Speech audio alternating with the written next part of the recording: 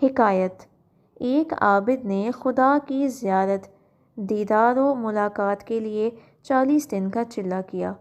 دن کو روزہ رکھتا اور رات کو قیام کرتا تھا۔ اعتکاف کی وجہ سے خدا کی مخلوق سے یکسر کٹا ہوا تھا اور اس کا سارا وقت آوازاری اور راز و نیاز میں گزرتا تھا۔ 26ویں رات اس عابد نے ایک آواز سنی: شام کو تانبے کے بازار میں فلاں تانبا ساز کی دکان پر جاؤ اور اپنی مراد پالو۔ عابد وقت مقررہ سے پہلے پہنچ گیا اور مارکیٹ کی گلیوں میں تانبے ساز کی اس دکان کو ڈھونڈنے لگا۔ وہ کہتا ہے، میں نے ایک بوڑھی عورت کو دیکھا جو تانبے کی دیچکی پکڑے ہوئے تھی اور اسے ہر تانبا ساز کو دکھا رہی تھی۔ اسے وہ بیچنا چاہتی تھی۔ وہ جس تانبا ساز کو دیچکی دکھاتی وہ اسے تول کر کہتا، 4 ریال ملیں گے۔ بڑھیا کہتی ہے، میں 6 ریال میں بیچوں گی۔ کوئی تانبا ساز اسے 4 ریال سے زیادہ دینے کو تیار ہی نہ تھا۔ آخر کار وہ بڑھیا ایک تانبا ساز کے پاس پہنچی۔ تانبا ساز اپنے کام میں مصروف تھا۔ بڑھیا نے کہا، میں یہ برتن بیچنے کے لیے لائی ہوں اور اسے 6 ریال میں بیچوں گی، کیا آپ 6 ریال دیں گے؟ تانبے ساز نے پوچھا، صرف 6 ریال میں کیوں؟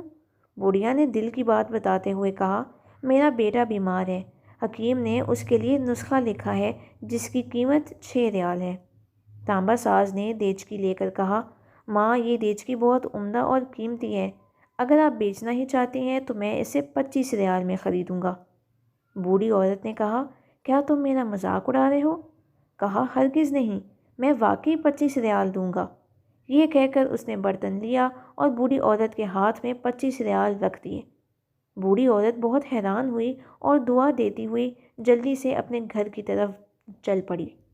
عابد کہتا ہے، میں یہ سارا ماجرا دیکھ رہا تھا۔ جب وہ بڑھیا چلی گئی تو میں نے تانبے دکان والے سے کہا، چاچا، لگتا ہے آپ کو کاروبار نہیں آتا۔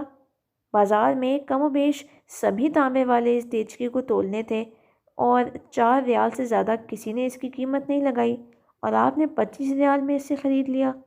بوڑھے تانبے ساز نے کہا، میں نے برتن نہیں خریدا، میں نے اس کے بچے کا نسخہ خریدنے کے لیے اسے پیسے دیے ہیں۔ میں نے 1 ہفتے تک اس کے بیمار بچے کی دیکھ بھال کے لیے پیسے دیے ہیں۔ میں نے اسے اسی لیے یہ قیمت دی ہے کہ گھر میں باقی سامان بیچنے کی نوبت نہ آئے۔ عابد کہتا ہے، میں سوچتا اور اس کو دیکھتا رہ گیا، اتنے میں غیبی آواز آئی، چلا کشتی سے کوئی میری زیارت کا شرف حاصل نہیں کر سکتا۔ گرتوں کو تھامو اور غریب کا ہاتھ پکڑو، ہم خود تمہارے پاس چل کر آئیں گے۔ اللہ کریم ہمیں سمجھ اور خلوص نیتی کے ساتھ عمل کرنے کی توفیق عطا فرمائے، آمین۔